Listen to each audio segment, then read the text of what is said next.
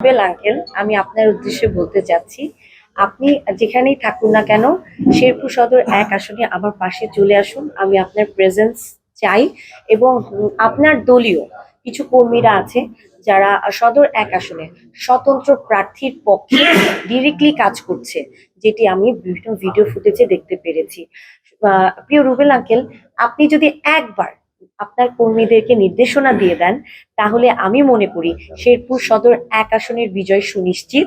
আমার নির্বাচনী আসনটা জেতার মতন একটা আসন, কিন্তু এবার আমি প্রচারণা করতে যে প্রচন্ড বেগ পেতে হয়েছে আমাকে। ইভেন এখনো আমার নির্বাচনী প্রচারণার যে ক্যাম্প, সেটি গতকালকে রাতে ২টি পুড়িয়ে দেওয়া হয়েছে। আমি আহ আমি শেরপুর সদর ১ আসনের মানুষের কাছে অনেক পরিচিত একটা মুখ, কিন্তু এবার নির্বাচনে আমি আপনাকে যদি পাশে পাই, যে কয়টা দিন আছে এই সময়টাও যদি পাশে পাই, এবং আপনি যদি একটা বারের জন্য আপনার কর্মীদের নির্দেশনা দিয়ে দেন যে আহ ডাক্তার প্রিয়াঙ্কার পক্ষে কাজ করতে এবং অবশ্যই শেরপুর ২ আসনের পক্ষে কাজ করতে, আমি বিশ্বাস করি ১ এবং ২ আসন জিতে যাবে।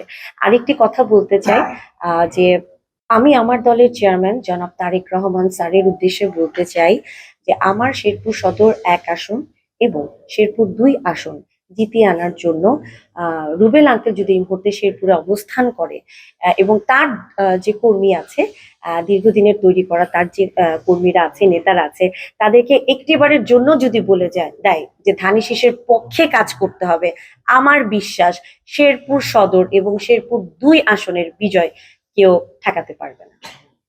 পাকুড়িয়া আর একটা বলার চর, আর বলার চরের একটি ক্যাম্প তো কালকে রাতেই হলো, এখন আমি দিব আর কি।